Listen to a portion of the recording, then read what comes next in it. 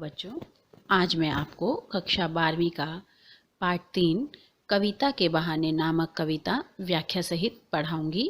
यह कविता कुंवर नारायण द्वारा रचित है। यह उनके इन दिनों नामक कविता संग्रह से ली गई है। कवि कहता है कि आज के समय में कविता का जो अस्तित्व है वो खत्म होता जा रहा है। कवि ने आशंका जताई है कि यांत्रिकता के दबाव से कविता का अस्तित्व बिल्कुल खत्म हो गया है। ऐसे में यह कविता की अपार संभावनाओं को टटोलने का अवसर देती है। कवि ने इस कविता को एक यात्रा बताया है जो चिड़िया फूल से लेकर बच्चे तक की है।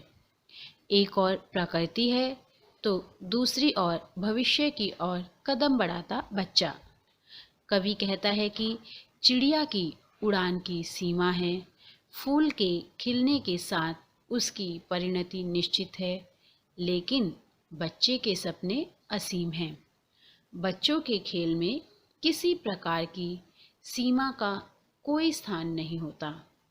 कविता भी शब्दों का खेल है और शब्दों के इस खेल में जड़, चेतन, अतीत, वर्तमान और भविष्य सभी उपकरण मात्र हैं। इसलिए जहाँ कहीं रचनात्मक ऊर्जा होगी, वहाँ सीमाओं के बंधन खुद ब खुद टूट जाते हैं। वह सीमा चाहे घर की हो, भाषा की हो या समय की ही क्यों ना हो। कविता एक उड़ान है चिड़िया के बहाने। कविता की उड़ान भला चिड़िया क्या जाने। अब यहाँ पर कवि अपनी कविता में कहता है कि उसकी कविता जो है कल्पना की एक उड़ान है, जिसे सिद्ध करने के लिए वह चिड़िया का उदाहरण देता है। यहाँ कवि कहता है कि चिड़िया की उड़ान सीमित होती है, लेकिन कविता की उड़ान असीमित होती है। बाहर भीतर इस घर उस घर, कविता के पंख लया उड़ने के माने चिड़िया क्या जाने। अब कवि कहता है कि चिड़िया घर के अंदर बाहर या एक घर से दूसरे घर तक ही उड़ती है, परंतु कविता की उड़ान व्यापक होती है।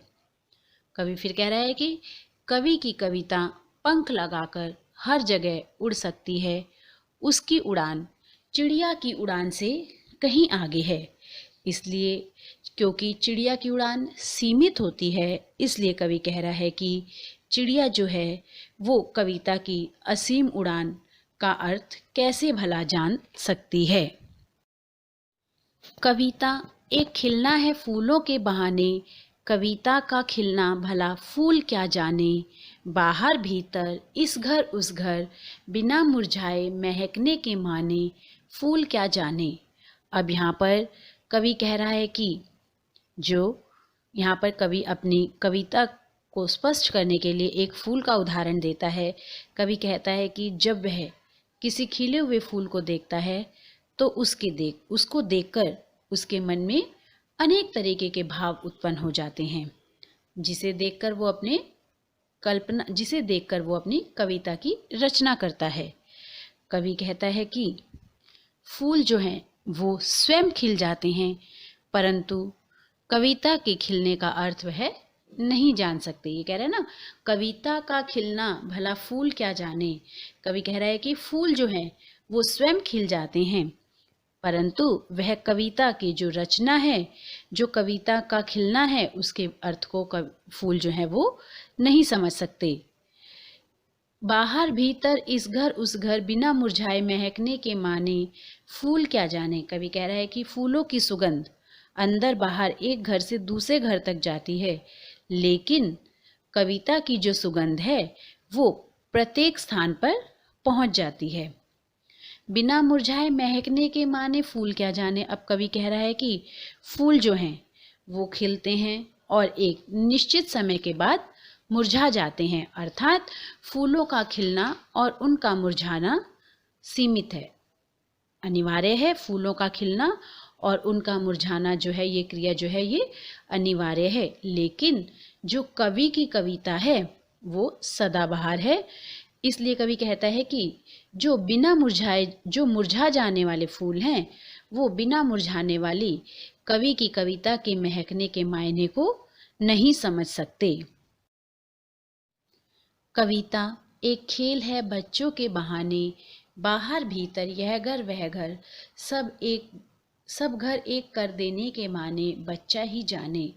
यहाँ पर कवि कविता को बच्चों के खेल के समान मानता है। कवि कहता है कि जिस तरीके से बच्चे कहीं भी किसी भी तरीके से खेलने लग जाते हैं, ठीक उसी प्रकार कवि की भावनाएं कहीं पर भी प्रकट हो सकती हैं।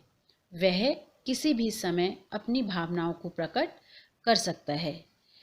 बच्चा बाहर भीतर यह घर वह घर, सब घर एक कर देने के माने।